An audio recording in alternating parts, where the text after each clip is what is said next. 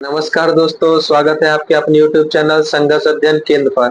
हम लोग तैयारी कर रहे थे आगामी परीक्षाओं की, जिसमें हम लोग देखे थे संविधान की बात कर रहे थे और संविधान की जो हम लोग पिछली कक्षा में भारत का संघराज्य क्षेत्र देखे थे। आज हम लोग देखते हैं भारत का संघराज्य क्षेत्र और उद्देश्य का प्रस्ताव को देख चुके थे हम लोग पिछली कक्षाओं में। आज हम लोग देखते हैं क्या भारत की नागरिकता यानी नागरिकता के संबंध में आज हम लोग बात करेंगे और एक एक प्रश्न क्या क्या प्रश्न बन सकते हैं उन सभी प्रश्नों पर हम लोग क्या करेंगे, आज चर्चा करेंगे। नागरिकता, नागरिकता यानी क्या बोल सकते हैं थे, सिटीजनशिप। क्या कहा जाता है इंग्लिश में, सिटीजनशिप। पहला प्रश्न तो मेरा यही है कि नागरिकता है क्या, सिटीजनशिप क्या कहलाती, यानी और आपसे पहला प्रश्न तो ये हो गया। तो दूसरा प्रश्न आपसे ये भी पूछा जा सकता है कि नागरिकता का शब्द सबसे पहले किसने उपयोग किया था। तो सर्वप्रथम नागरिकता शब्द का सर्वप्रथम प्रयोग तो ये किसने किया, ये प्रयोग किया था, सर्वप्रथम शब्द यूज किया था अरस्तु ने। और दूसरी बात अगर पूछ लिया जाए, ये जो नागरिकता है भारतीय संविधान के किस भाग में वर्णित है, तो भाग 2 में दिया गया है नागरिकता के संबंध में। और यदि पूछ लिया जाए कि भारतीय संविधान के किन अनुच्छेदों में नागरिकता का प्रावधान किया गया, तो अनुच्छेद आपके 5 से लेके 11 तक क्या है, नागरिकता के संबंध में बताए गए। ये बात आपको मित्रों याद रखनी है कि पहला तो ये हो गया, नागरिकता शब्द का प्रयोग किसने किया, अरस्तु ने किया, भारतीय संविधान के भाग 2 में है और अनुच्छेद 5 से 11 तक है। एक बात आपको याद रखना मित्रों, एक दो परिभाषा आपको याद रखना, एक होता है नागरिक और एक होता है आपका नागरिकता।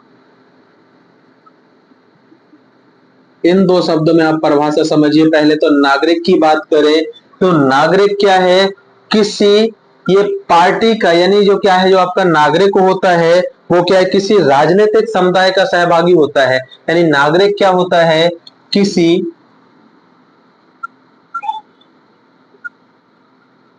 राजनीतिक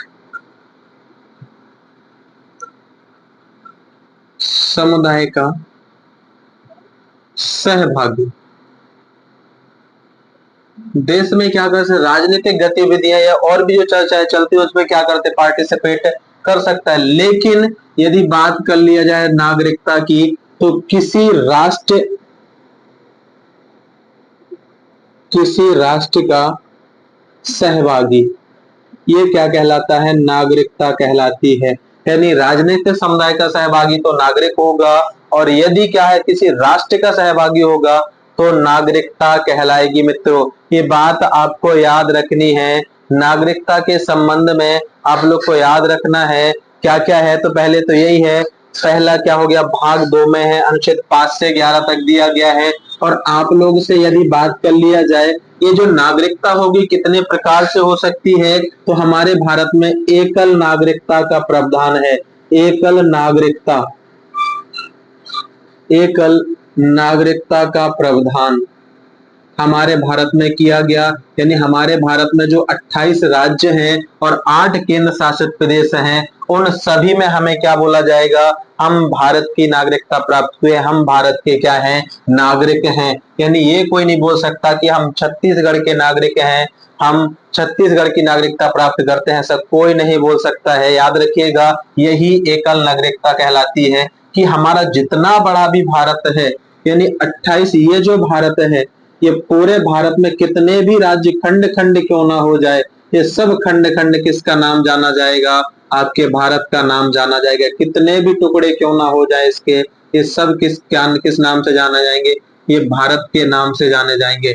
यही है एकल नागरिकता के बारे में। और एकल नागरिकता का प्रावधान आपके ब्रिटेन से लिया गया है।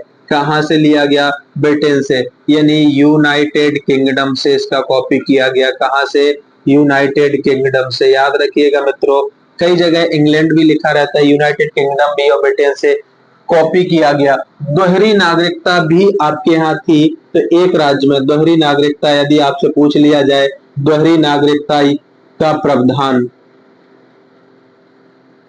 जम्मू कश्मीर में था पर हटा दिया गया, और यदि दोहरी नागरिकता भी होती है तो इसका प्रावधान कहाँ है, तो ये अमेरिका के संविधान में है। ये अमेरिका के संविधान में है। ये कहाँ है, ये अमेरिका के संविधान में है मित्रों। ये बात याद रखिएगा, दोहरी नागरिकता का प्रावधान कहाँ है, अमेरिका। और ये जम्मू कश्मीर में थी, और 31 अक्टूबर 2019 को क्या कर दिया गया मित्रों, ये समाप्त कर दिया गया। यदि नागरिकता के संबंध में बात किया जाए, ये क्या है, तो ये बात याद रखिएगा, ये संघ सूची का विषय है। नागरिकता जो होती है वो संघ सूची के अंतर्गत रखा गया, यानी संघ सूची का विषय है। यानी संघ सूची की यदि बात करें तो जो संघ सूची है वो ऑस्ट्रेलिया से ली गई है, ऑस्ट्रेलिया से ली गई।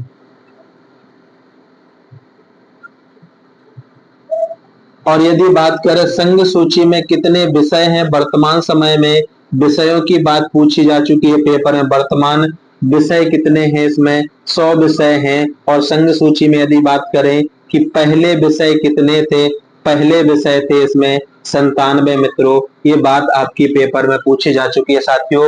ये बात आपको बहुत अच्छे से याद रखना कि संघ सूची ऑस्ट्रेलिया से ली गई है। संघ सूची में कानून कौन बना सकता है, संघ सूची में केंद्र सरकार द्वारा कानून बना सकती है, केंद्र सरकार द्वारा इसे चलाया जाता है, केंद्र सरकार द्वारा। ये बात मित्रों आपको याद रखना, ऑस्ट्रेलिया से कॉपी किया गया। वर्तमान में 100 विषय हैं, पहले इसमें 97 विषय हुआ करते थे। जो आपकी नागरिकता है वो संघ सूची के अंतर्गत रखा गया।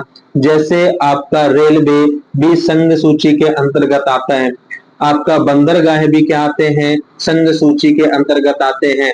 जैसे आपका बैंकिंग भी संघ सूची का विषय है, संचार भी क्या है, संघ सूची का विषय है मित्रों। यदि आपसे और बोल दिया जाए, जो एयरपोर्ट है, एयरपोर्ट है वो भी क्या है, वो भी आपके संघ सूची का विषय। जो आयकर है ये भी संघ सूची का विषय है।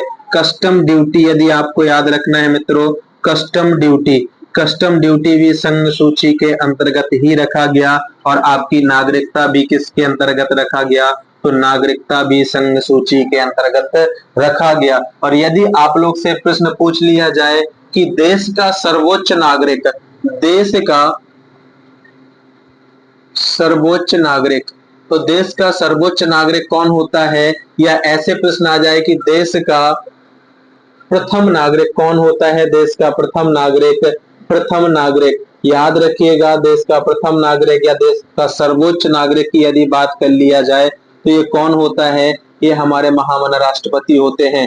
कौन होते हैं, राष्ट्रपति जी होते हैं। कौन होते हैं मित्रों, तो राष्ट्रपति होते हैं। याद रखिएगा, तो प्रश्न क्या क्या हो गए, देश का सर्वोच्च नागरिक कौन होता है, तो राष्ट्रपति होते हैं। और यदि बात किया जाए नागरिकता में संशोधन कौन कर सकता है, याद रखिएगा, नागरिकता में संशोधन करने की शक्ति किसके पास है, संशोधन करने की शक्ति,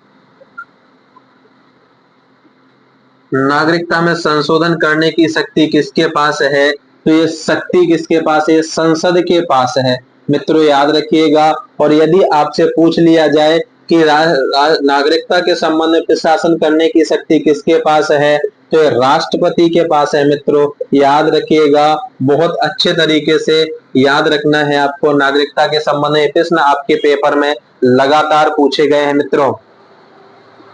और यदि आपसे पूछ लिया जाए कि जो नागरिकता है, नागरिकता में आप लोगों ने दोहरी नागरिकता सुनी, एकल नागरिकता सुना है। एकल नागरिकता तो मतलब क्या, देश में कितने भी खंड खंड विभाजन, कितने यूनियन टेरिटरी हो, कितने भी स्टेट हो, वो सब के सब क्या कहलाएंगे, भारत के नागरिकता का, यानी किसी भी देश के लिए वो एक ही हो गए, यूनिक हो गए।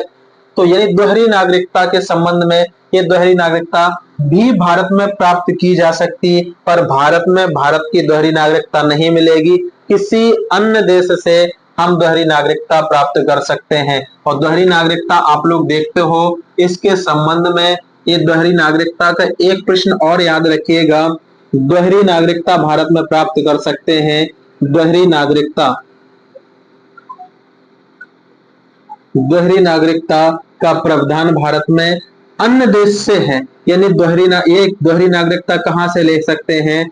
अन्य देश से प्राप्त कर सकते हैं मित्रों, यानी अन्य देश से प्राप्त कर सकते हैं। जहां जहां क्या है, दोहरी नागरिकता का प्रावधान है, वहां से हम क्या कर सकते हैं? दोहरी नागरिकता का प्रावधान, दोहरी नागरिकता ले सकते हैं। और इस के संरक्षण में तो भारत सरकार दो कार्ड जारी करता है। एक तो करता है OCI, यानी आमतौर पे ही किसे कहा जाता है दोहरी नागरिकता? OCI जो होता है वो आमतौर पर दोहरी नागरिकता ही कहलाती है। और एक कार्ड और जारी करता PIO, यानी OCI जो कार्ड रहता, OCI कार्ड धारक रहते, ये क्या होती? दोहरी नागरिकता के संबंध में होते, जो अन्य देशों में जो दोहरी नागरिकता उधर से प्राप्त हो सकती है। और जो ये कार्ड धारक होंगे, यानी PIOS और OCI कार्ड धारक होंगे, ये क्या कर सकते हैं? अन्य देशों से भारत में दोहरी नागरिकता ले सकते हैं। याद रखिएगा, तो OCI का मतलब आपको याद रखना, ओवरसीज सिटीजनशिप ऑफ इंडिया, यानी इसे कहा जाता है सीमा पारी भारतीय नागरिकता।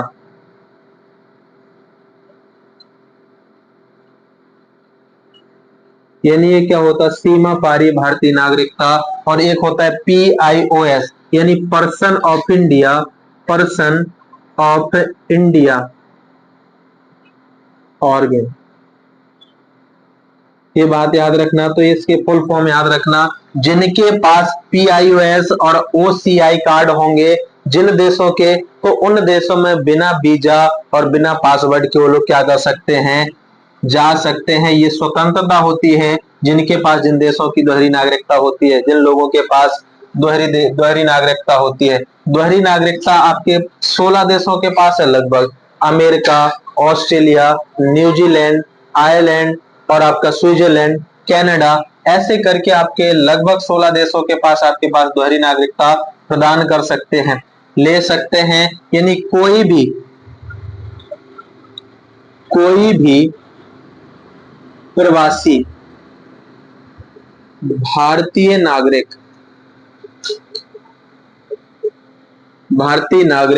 दोहरी नागरिकता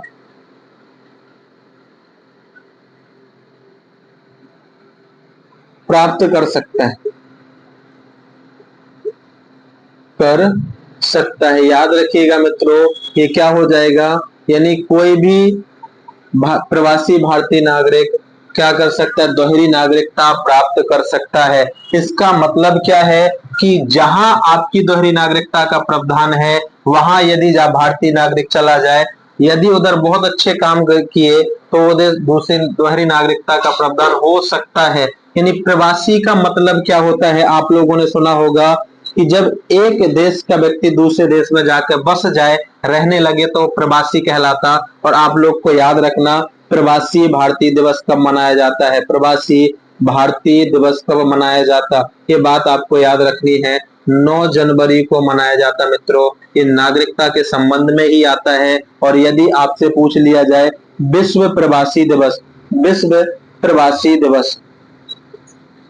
विश्व प्रवासी दिवस कब मनाया जाता, तो मित्र ये भी प्रश्न आपको याद रखना, 18 दिसंबर को मनाया जाता। एक तो प्रवासी हो गए, यानी कोई भी देश का नागरिक अन्य देश में चला जाए तो प्रवासी हो गया। और यदि किसी कारणवश, यानी कुछ हिंसकों से या किसी अन्य समुदाय के उससे चला जाए, जैसे यानी कोई भारत का नागरिक है, ये भारत है और ये कहां जा रहा है? अन्य देश में, यानी कहां? ऑस्ट्रेलिया जा रहा है। तो जब भारत का नागरिक कहां जाएगा? ऑस्ट्रेलिया जाएगा, तो ये क्या कहलाएगा? भारत ऑस्ट्रेलिया के लिए प्रवासी हो जाएगा। यानी भारत क्या हो जाएगा? भारत के लोग क्या हो जाएंगे? प्रवासी। और जब इधर के लोग इधर आ जाएंगे कुछ लोग, तो भारत के लिए यही क्या हो जाएंगे? शरणार्थी हो जाएंगे मित्रों, शरणार्थी हो जाएंगे। यदि ऑस्ट्रेलिया के लोग किसी कारणवश भारत में आ गए, तो यानी तो वो क्या होंगे? शरणार्थी होंगे। अन्य देश के लोग जब भारत में क्या हो जाएंगे, यानी ऑस्ट्रेलिया के लिए भारतीय हैं और भारत के लिए क्या हैं? ऑस्ट्रेलिया में प्रवासी हैं। भारत के लोग ऑस्ट्रेलिया में प्रवेश कर रहे हैं, लेकिन ऑस्ट्रेलिया के लिए ये क्या है, शरणार्थी हैं। तो आप लोगों ने प्रवासी दिवस सुना है, 9 जनवरी को मनाया जाता है। प्रवासी भारतीय दिवस 9 जनवरी को मनाया जाता है। विश्व प्रवासी दिवस कब मनाया जाता है, तो 18 दिसंबर को। और यदि आपसे पूछ ले कि शरणार्थी दिवस कब मनाया जाता है, कि विश्व शरणार्थी दिवस कब मनाया जाता है मित्रों, तो ये बात भी आपको याद रखना, ये 20 जून को मनाया जाता।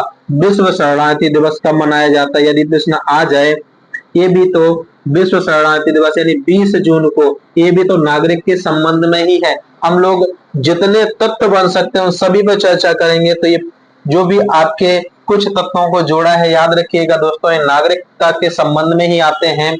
पहली बात आप लोगों ने क्या देखी कि शब्द किसने उपयोग किया, तो अरस्तु ने किया। भाग 2 में है, अनुच्छेद 5 से 11 तक है। एकल नागरिकता का प्रावधान भारत में ब्रिटेन से लिया गया है, और दोहरी नागरिकता का प्रावधान जम्मू कश्मीर में था। 31 अक्टूबर 2019 को इसको समाप्त कर दिया गया। और ये अमेरिका में ऐसा प्रावधान अभी प्रचलित है। नागरिकता संघ सूची का विषय है। नागरिकता की यदि बात किया जाए, एक केंद्र सरकार द्वारा चलाया जा सकता है। ऑस्ट्रेलिया के संविधान से लिया गया संघ सूची को। संघ सूची में वर्तमान समय में 100 विषय हैं, पहले 97 विषय हुआ करते थे। संघ सूची के कुछ विषय याद रखिएगा मित्रों, रेलवे संघ सूची के अंतर्गत आता है, बंदरगाह भी संघ सूची, बैंकिंग, संचार, एयरपोर्ट, आयकर, कस्टम ड्यूटी और नागरिकता, ये आपके संघ सूची के अंतर्गत आते हैं। देश का सर्वोच्च नागरिक कौन होता है, तो देश का सर्वोच्च नागरिक मित्रों राष्ट्रपति होते हैं। और देश का प्रथम नागरिक भी कौन होते हैं, तो राष्ट्रपति जी होते हैं। नागरिकता के संबंध में शक्ति बनाने, संशोधन करने की शक्ति किसके पास है, तो संसद के पास है। प्रशासन कौन कर सकता है मित्रों, तो ये राष्ट्रपति जी ही कर सकते हैं। प्रशासन इस पे कौन कर सकता है मित्रों, राष्ट्रपति जी ही कर सकते हैं। याद रखिएगा। इधर से और क्या प्रश्न बन सकता है मित्रों, पहला तो यही है, प्रवासी हो गया। यानी आप लोगों से एक बात और नोट बना के लिखिएगा, यदि कोई भी अन्य देश का नागरिक, कोई भी अन्य देश का नागरिक, देश का नागरिक जो भारत की नागरिकता लेता है, तो उसे संवैधानिक पद,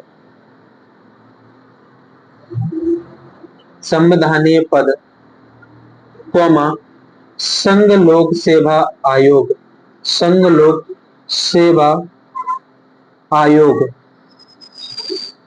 और अनुच्छेद 16 का लाभ नहीं मिलेगा। अनुच्छेद 16 का लाभ नहीं ले सकता, इन चीजों का लाभ नहीं ले सकता मित्रों। भारत का तो नागरिक कहलाएगा, लेकिन वो संवैधानिक पद और जो आपके संघ लोक सेवा आयोग है, और जो अनुच्छेद 16 के तहत आपको जो लाभ मिलता है नौकरियों में, उसका प्रोटेक्शन, उसको प्रॉफिट उसको नहीं मिलेगा। यदि किसी भी व्यक्ति ने जो अन्य देश का है, जो भारत की नागरिकता प्राप्त कर रहा है, उसे इन चीजों से वंचित रखा जाएगा मित्रों। भारत का नागरिक तो कहलाएगा, पर इन चीजों से क्या होगा, ये वंचित रखा जाएगा। ये थी नागरिकता के संबंध में मित्रों। आपको याद रखना है, कोई भी अन्य देश का जो नागरिक है, वो भारत की नागरिकता तो प्राप्त कर सकता है, लेकिन कुछ बाउंडेशन है, उन्हें उन पदों का लाभ नहीं मिलेगा। नागरिकता के संबंध में हम लोग देखते हैं कौन कौन भारत के नागरिक हो सकते हैं। तो यानी हम लोगों ने नागरिकता में संशोधन किए, और संशोधन करके इसमें कुछ चीजों को जोड़ा। पहले तो नागरिक, भारत का नागरिक कोई भी हो जा रहा था, तो हमें जरूरत पड़ गई थी क्या, संशोधन करने की। तो संशोधन हम लोगों ने शुरू से लेके कब तक, अब तक देखा जाए तो 6 बार संशोधन कर चुके हैं। 1985 में पहली बार संशोधन किया था, 1986 में हमने दूसरी बार संशोधन किया, 1993, 92, 93 में भी किया, 2003 में किया। इसके बाद जो संशोधन हुआ 2005 में हुआ, और अभी वर्तमान समय में आपका कुछ समय पहले 2019 में ही क्या हुआ था, नागरिकता में संशोधन हुआ था। और यदि आपसे प्रश्न पूछ लिया जाए कि इसे लागू कब किया गया था, तो याद रखिएगा 26 नवंबर 1949 को ही इसे क्या कर दिया गया था, लागू कर दिया गया था। यदि आपसे प्रश्न पूछ लिया जाए कि नागरिकता को कब लागू किया गया था, तो 26 नवंबर 1949 को ही क्या कर दिया गया था, लागू कर दिया गया था। तो नागरिकता प्राप्त कर सकते हैं, इसमें संशोधन करके आपने संशोधन किया नागरिकता में, और संशोधन क्या किया कि भारत की नागरिकता प्राप्त किस तरीके से कर सकते हैं, ये बताया हम लोगों ने। भारत की नागरिकता प्राप्त कर सकते हैं, किस आधार पे आप भारत के नागरिक होंगे। ये 5 आधार हैं, 5 तरीके से आप भारत की नागरिकता ले सकते हैं। पहला कौन है आपका, जन्म से, यानी क्या है, जन्म से, जन्म के आधार पर वह क्या होगा, भारत का नागरिक कहलाएगा। पहले क्या होता था कि जो राजनयिक हुआ करते थे, तो वो भारत में यदि उनके बच्चे जन्मे तो भारत के नागरिक हुआ जाते थे, हो जाते थे। तो इसमें क्या हुआ कि जब हमने 1986 में संशोधन किया, तो उसमें यह कर दिया यदि किसी भी व्यक्ति का जन्म 26 जनवरी के दिन या 26 जनवरी के बाद हुआ है, तो वह भारत का नागरिक कहलाएगा। और उनमें से माता पिता का होना भी, कि जन्म के समय माता पिता में से किसी एक का भारतीय होना जरूरी है। उस आधार पे हमें क्या मिल सकती है, जन्म के आधार पे हमें भारत की नागरिकता मिल सकती है। और यदि पूछा जाए तो वंश के आधार पे, यदि जो आपके वंशज हैं, यानी जो हमारे पूर्वज हैं, उनके आधार पे भी हमें क्या मिल सकती है, भारत की नागरिकता मिल सकती है। यानी 26 जनवरी 1950 के दिन या उसके बाद जो पूर्वज रहे हैं, तो उनके बच्चे हमारे जो होंगे, उनके बच्चे कहेंगे हमारी भारतीय देश की नागरिकता प्राप्त कर सकते हैं। तीसरा, यानी जो हम पंजीकरण से, पंजीकरण के आधार पर भी क्या कर सकते हैं, हम नागरिकता ले सकते हैं। जिस किसी व्यक्ति को भारत की नागरिकता चाहिए है, वो क्या करेगा, पिछले 7 वर्षों तक, यानी 7 वर्षों तक उसे भारत में निवास करना होगा। और रजिस्ट्रेशन करने से की तिथि से 1 साल तक लगातार भारत में निवास करेगा, तो वह भारत का क्या कहलाएगा, नागरिक होगा, वह भारत का नागरिक कहलाएगा। यानी चौथा जो है आपका, वो देशीकरण के आधार पे भी क्या कर सकते हैं, हम नागरिकता प्राप्त कर सकते हैं। ये बात भी आपको याद रखना है, देश का जब एकीकरण होगा तो उसके आधार पे भी भारत की नागरिकता प्राप्त की जा सकती है मित्रों। और आपका पांचवा जो आधार है, पांचवा आधार है भूमि अर्जन।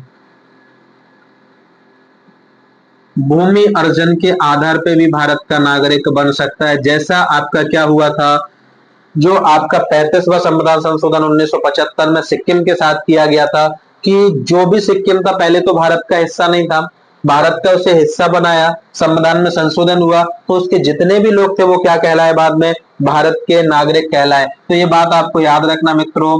तो ये क्या है, भूमि अर्जन के आधार पर भी हम भारत की नागरिकता ले सकते हैं। ये 5 आधार हैं, तो 5 आधार पर हम भारत के नागरिक बन सकते हैं मित्रों, ये बात याद रखना है। हम ही नहीं, हम तो होंगे ही, यदि कोई दूसरे देश के लोग भी होंगे वो इस आधार पे। ये 5 आधार हैं भारत की नागरिकता ग्रहण करने के। और नागरिकता समाप्त कैसे हो सकती है, नागरिकता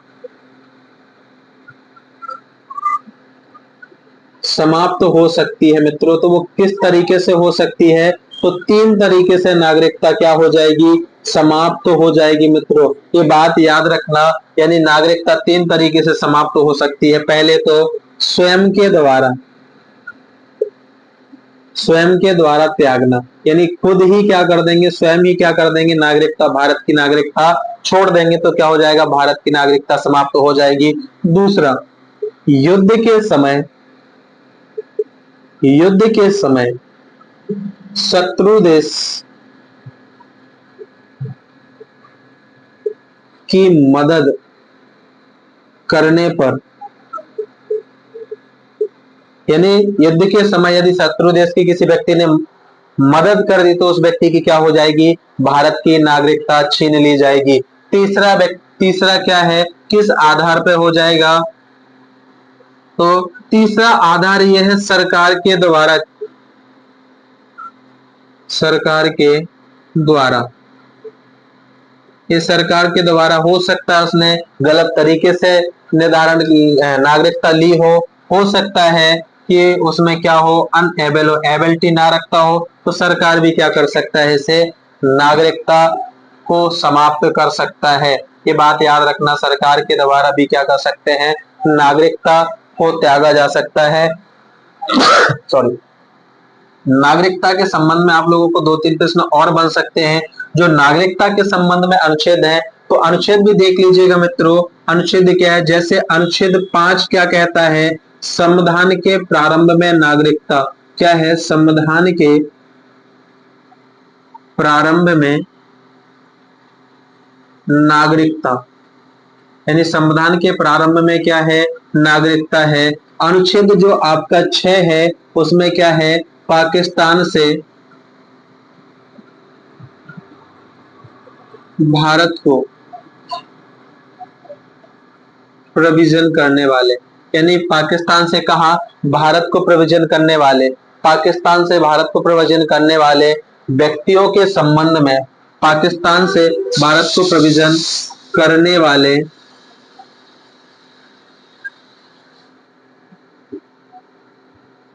व्यक्तियों के संबंध में नागरिकता। ये बात याद रखना, ये बात अच्छे से याद रखना आप लोग को। अनुच्छेद 6 कहता है, और अनुच्छेद 7 में क्या कहा गया मित्रों, ये बात भी आपको याद रखना। अनुच्छेद 7 ये कहता है कि भारत से पाकिस्तान को प्रवचन करने वाले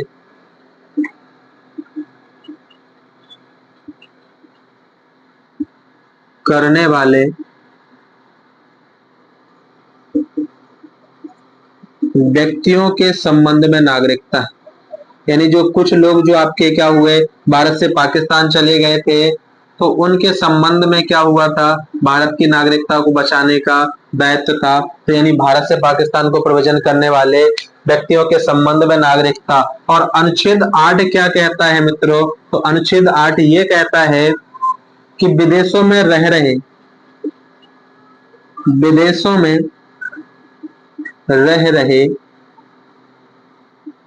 भारतीयों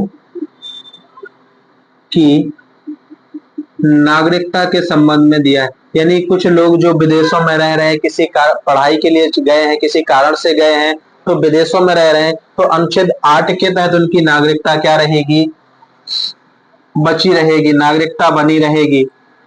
मित्रों ये बात आपका अनुच्छेद 8 कहता है। और अनुच्छेद जो 9 है, तो अनुच्छेद 9 में क्या है, नागरिकता का समाप्त हो जाना। किन कारणों से नागरिकता समाप्त हो सकती है, नागरिकता का समाप्त होना, ये अनुच्छेद 9 में दिया गया है। और आपका जो अनुच्छेद 10 कहता है, अनुच्छेद 10 क्या कहता है, अनुच्छेद 10 ये कहता है कि नागरिकता का बना रहना, कुछ विशेष उपबंध है नागरिकता का बना रहना, ये अनुच्छेद 10 बताता है। यानी बना रहना, यानी नागरिकता किसी हाल में जो समाप्त नहीं हो सकती, किन कारणों से कुछ नागरिकता समाप्त नहीं हो सकती मित्रों, तो ये बात भी आपको याद रखना। अनुच्छेद आपका एक और है इसके संबंध में, अनुच्छेद क्या है, तो अनुच्छेद 11। और अनुच्छेद में 11 में क्या है, नागरिकता के संबंध में, नागरिकता के संबंध में कानून और नियम बनाने की शक्ति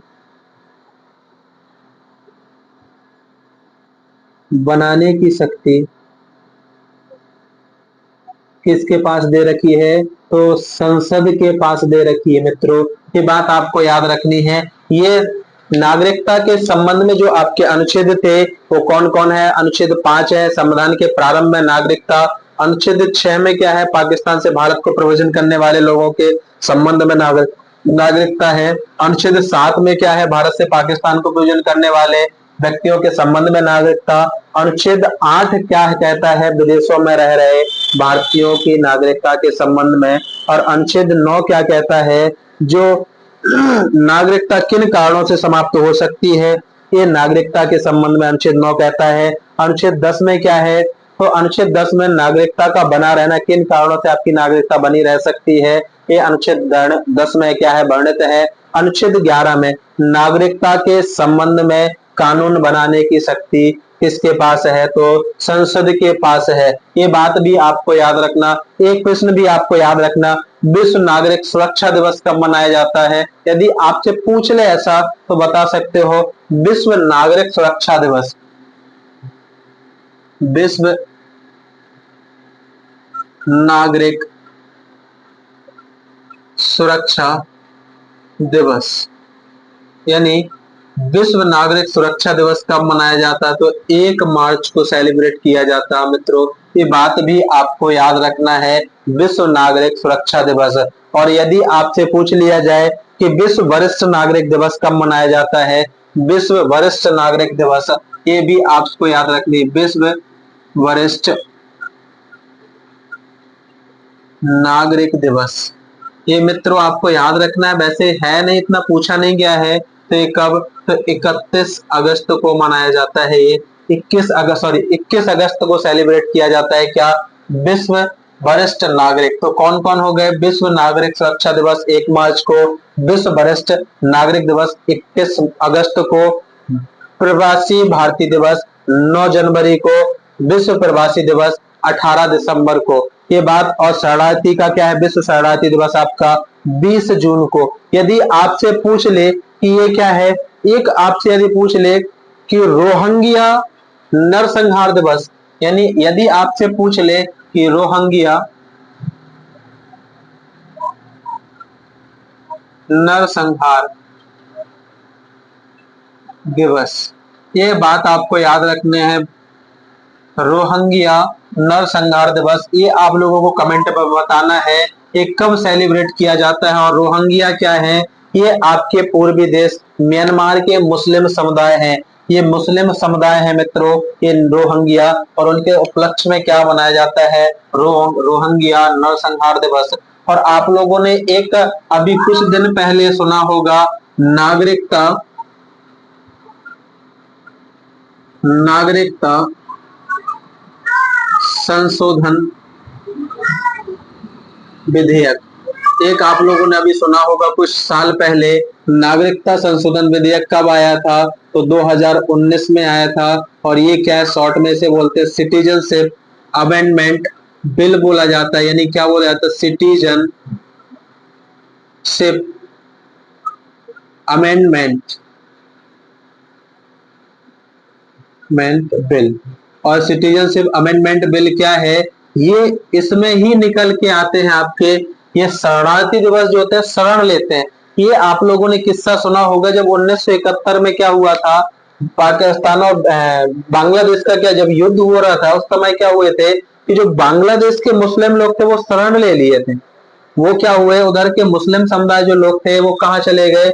आपके भारत के पूर्वी राज्यों में जा बसे। और अभी ये नागरिकता के संशोधन विधेयक आया तो उसमें ये कहा गया कि भारत ने जो नियम बनाए, यानी भारत ने ये कहा कि जो पाकिस्तान, अफगानिस्तान और बांग्लादेश में हिंदू, जैन, पारसी, बुद्ध समुदाय के लोग हैं, उन्हें भारत की नागरिकता प्रदान की जाएगी। उसके संबंध में ये आपका नागरिकता संशोधन विधेयक लाया गया था। और आप लोगों ने देखे होंगे मित्रों, बहुत सारा विद्रोह हुआ था, जगह जगह विद्रोह हुआ था। क्योंकि जो विश्व शरणार्थी दिवस है, ये इस विधेयक के तहत लगभग 19 लाख लोगों का शरण लेना था। तो असम जो पूर्वी राज्य क्षेत्र थे, वो इनका कहना यह था कि इन लोगों को कहाँ शरण दो, कहाँ पे आप पनाह दोगे। तो इसके संबंध में आपका था नागरिकता संशोधन विधेयक। मित्रों आप लोग कमेंट करके बताना, हम लोग नागरिकता संशोधन विधेयक पर एक लेक्चर और बनाएंगे जिसमें विस्तृत चर्चा करेंगे कैब क्या है, यानी हम लोग इसमें और देख सकते हैं। आपको अभी फिलहाल में इतना याद रखना है कि नागरिकता संशोधन विधेयक क्या है। ये शरणार्थियों के लिए है, जो आपके हिंदू मुस्लिम जो 6 धर्म है, मुस्लिम को छोड़ के, यानी 3 देश हो गए, पाकिस्तान, अफगानिस्तान और बांग्लादेश के जो 6 अन्य समुदाय हैं मुस्लिमों को छोड़ के, उनमें भारत में शरणार्थी शरण देना था, यानी लोगों को क्या भारतीय नागरिकता के संबंध में बातें की गई थी। ये था आपका नागरिकता संशोधन विधेयक। मित्रों साथियों, आप लोगों को हम लोग जो तैयारी करा रहे हैं उसमें कंटेंट आप लोगों को कैसा लग रहा है? यदि आप लोगों को आगामी परीक्षाओं के लिए महत्वपूर्ण लग रहा है तो क्लासों को आगे शेयर भी करिए, सब्सक्राइब भी करिए। हम लोग लगातार चर्चा करेंगे। हम लोगों का प्रयास रहेगा कि आप लोगों को किसी भी एग्जाम में हर तरीके से हमारी क्लास से प्रश्न मिल जाए, देखने को मिल जाए। मिलते हैं हम लोग अगली क्लास में। सभी को थैंक यू।